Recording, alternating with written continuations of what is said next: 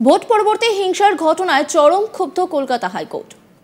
চলতি লোকসভা নির্বাচনের সংবাদ মাধ্যম সূত্রে আদালত জানতে পেরেছে হিংসার ঘটনা ঘটেছে। যারা এই হিংসার শিকার তারা রাজ্য পুলিশের director general and inspector general of পুলিশের কাছে অভিযোগ জানাতে পারবেন। তারা লোকাল থানাকে অবিলম্বে এফআইআর দায়ের করতে নির্দেশ দেবে। ডিজি নজর রাখবেন পুরো বিষয়ের উপর। 10 দিন পরে আদালত রিপোর্ট দিতে হবে আদালতে। পুলিশ অভিযোগের ভিত্তিতে কি ব্যবস্থা নিয়েছে সেই রিপোর্ট জানাতে হবে রিপোর্টে। যদি কোনো ব্যবস্থা না নেওয়া হয় তাহলে আদালত আইন অনুযায়ী কঠোর ও যথাযথ পদক্ষেপ নেবে। প্রয়োজন মনে হলে রাজ্য পুলিশ ও কেন্দ্রীয় বাহিনী দুপক্ষ যৌথভাবে নিরাপত্তা সুনিশ্চিত করবে। ভোট পরবর্তী হিংসায় মামলা নিয়ে শুনানি বিচারপতি কৌশিক চন্দ ও বিচারপতি অপূর্ব সিনহা রায়ের ডিভিশন বেঞ্চে। বিচারপতি কৌশিক চন্দ বলেন, আমরা দেখতে পাচ্ছি সমস্ত সংবাদ মাধ্যমে ভোট পরবর্তী হিংসার ঘটনা ঘটছে, এটা অবিলম্বে বন্ধ করতে হবে। রাজ্যের অ্যাডভোকেট জেনারেল জানান, যা ভোট পরবর্তী হিংসা বলা হচ্ছে তা আদৌ ভোট পরবর্তী হিংসা নয়। যে সমস্ত ঘটনা ঘটছে সেই ব্যাপারে রাজ্যকে তাদের বক্তব্য প্রমাণ সহ আদালতে পেশ করার সময় দেওয়া হোক। এরপরই বিচারপতি চন্দ বলেন, আমরা লজ্জিত। আমরা গত বিধানসভা নির্বাচনে একই জিনিস লক্ষ্য করেছি, আর আপনি এখানে বিভিন্ন মামলার টেকনিক্যাল বিষয় নিয়ে কথা বলছেন। আমরা সাধারণ মানুষের নিরাপত্তা সুরক্ষা নিয়ে চিন্তিত। আপনারা রাজ্য যদি না পারে তাহলে আমাদের সেন্ট্রাল ফোর্সের উপর ভরসা করতে হবে, রাজ্যে সেন্ট্রাল মোতায়েন করতে বলতে হবে। মন্তব্য বিচারপতি চন্দের। বিচারপতি চন্দ্র রাজ্যের অ্যাডভোকেট জেনারেলের উদ্দেশ্যে প্রশ্ন করেন, কতগুলো ঘটনা ঘটেছে আপনার কাছে রেকর্ড আছে? অবিলম্বে রাজ্যকে জানাতে হবে যে কেউ অনলাইনে আবেদন জানাতে পারবে। পুলিশ এফআইআর দায়ের করবে তার ভিত্তিতে। বিচারপতি অপূর্ব সিনহা মামলাকারীর আইনজীবী সুস্মিতা সাহা দত্তর কাছে জানতে চান, 11 জন মারা গেছে, কোথা থেকে এই তথ্য পেলেন? আইনজীবী সুস্মিতা সাহা দত্ত বলেন, পুরো নির্বাচনে 11 জন মারা গেছে, কোনো এফআইআর নেওয়া হচ্ছে না। এই 11 জন শুধু বিজেপির বলে আমরা দাবি করছি না, সব দলের সদস্য আছে। বিচারপতি অপূর্ব সিনহা রায় জানতে চান, কিন্তু লোকজন ইমেল করে জানাতে পারছে আর পুলিশের কাছে গিয়ে অভিযোগ জানাতে পারছে না। আপনার এই তথ্যের ভিত্তি কি? বিচারপতি চন্দ রাজ্যের অ্যাডভোকেট জেনারেলকে বলেন, রাজ্যকে অবিলম্বে অভিযোগ যাতে নেওয়া হয় তার ব্যবস্থা করতে হবে। যে কেউ যাতে স্থানীয় থানায় না গিয়ে এফআইআর করতে পারে সেই ব্যবস্থা করতে হবে রাজ্যকে। 10 মিনিটের মধ্যে আমাদের জানান একজন আক্রান্ত লোকাল থানায় না গিয়েও যাতে এফআইআর করতে পারে। একজন ভিকটিম ফের ভিকটিম হোক, এটা আমরা চাই না। না হলে আমাদের অন্য বিকল্প ভাবতে হবে। রাজ্য অবিলম্বে কোনো ইমেল আইডি তৈরি করুক সাধারণ জনগণের জন্য, যেখানে অভিযোগ জানানো যাবে। আমরা আগে সুনিশ্চিত করতে চাই কোনো ব্যক্তি ভোট পরবর্তী হিংসায় আক্রান্ত হলে সে অভিযোগ দায়ের করতে পারবে।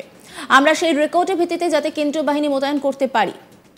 রাজ্যের অ্যাডভোকেট জেনারেল বলেন, রাজ্যের বক্তব্য আগে আদালত শুনুক, যা হয়েছে তা পোস্টপোল ভায়োলেন্স নয়। বিচারপতি চন্দ বলেন, ভোটের পর যা ঘটে সাধারণত সেটা ভোটের সঙ্গেই সম্পর্কিত, সেটাকে ভোট পরবর্তী হিংসাই বলা হয়। কোনো অভিযোগ দায়ের না হলে রাজ্য দেখাবে যে কিছু হয়নি, সব শান্তিপূর্ণ, আর আড়ালে সাধারণ মানুষ আক্রান্ত হবে আমরা সহ্য করব না। আগে যাতে এফআইআর নেওয়া হয় সেটা সুনিশ্চিত করুন। অ্যাডভোকেট জেনারেল বলেন, সব থানার আলাদা আলাদা ইমেল আইডি রয়েছে। বিচারপতি কৌশিক চন্দ বলেন, তাহলে ডিজির ইমেল আইডি দিন, যাতে যে কেউ আক্রান্ত হলে ডিজির কাছে অভিযোগ জানাতে পারেন। 5 মিনিটের মধ্যে জানান। রাজ্যের অ্যাডভোকেট জেনারেল রাজ্য পুলিশের ডিজির ইমেল আইডি আদালতকে দেন। বিচারপতি চন্দ তিনি বলছেন, আমরা নির্দেশ দেব যে কেউ ভোট পরবর্তী হিংসায় আক্রান্ত হলে ডিজির ইমেল আইডিতে অভিযোগ জানাবে।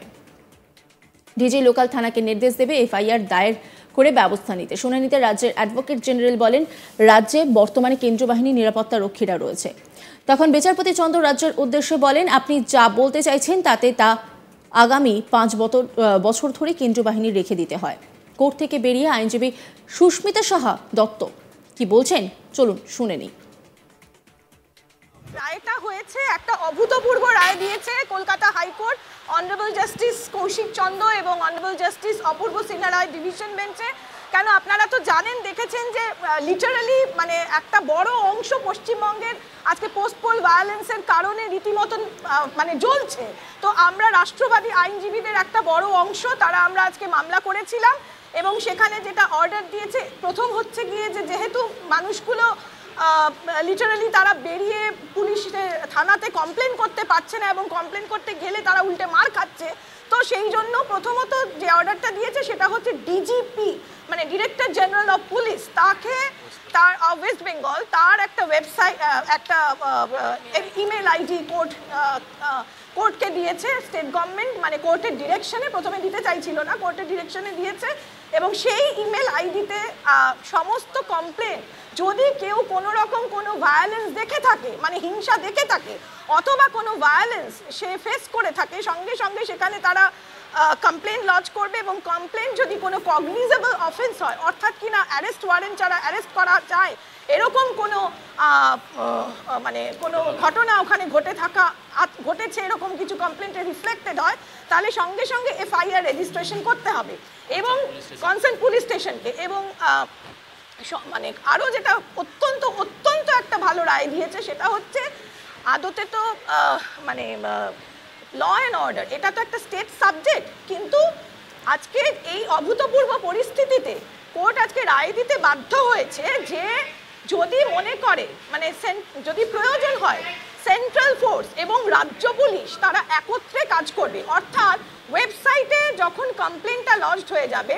সকলে দেখতে পাবে, আপনিও দেখতে পারবো, তেমনি সেন্ট্রাল এজেন্সিও তারা দেখতে পারবে যে এরকম একটা কমপ্লেন লজড হয়েছে।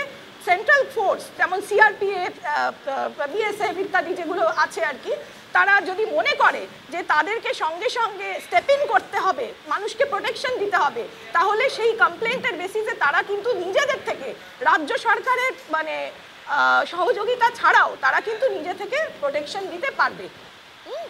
আর আগামী 7 দিন পরে একটা রিপোর্ট ফাইল করতে বলেছে এবং 10 দিন পরে একটা রিপোর্ট ফাইল করতে বলেছে কোর্ট, এবং সেখানে director general of police West Bengal তিনি নিজে পার্সোনালি সেই রিপোর্ট ফাইল করবেন। কলকাতা হাইকোর্ট খুব ভালো রায় দিয়েছে। পোস্টপোল ভায়োলেন্স কারণে জ্বলছে, আমরা আইনজীবীরা একটা মামলা করেছিলাম, ডিজিপির একটা ইমেল আইডি কোর্টের ডিরেকশনে দিয়েছে, তাতে কেউ যদি কোনো হিংসার ঘটনা দেখে থাকে সেখানে তারা অভিযোগ লঞ্চ করবে। আগামী 10 দিন পরে একটা রিপোর্ট ফাইল করতে বলা হয়েছে।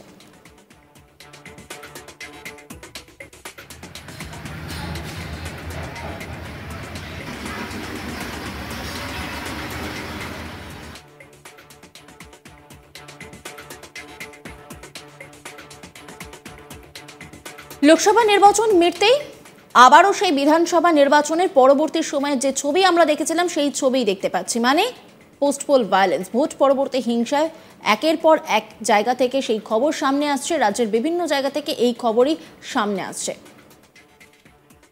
নজর রাখুন আজ তাক বাংলার ইউটিউব স্ট্রিমিংয়ে।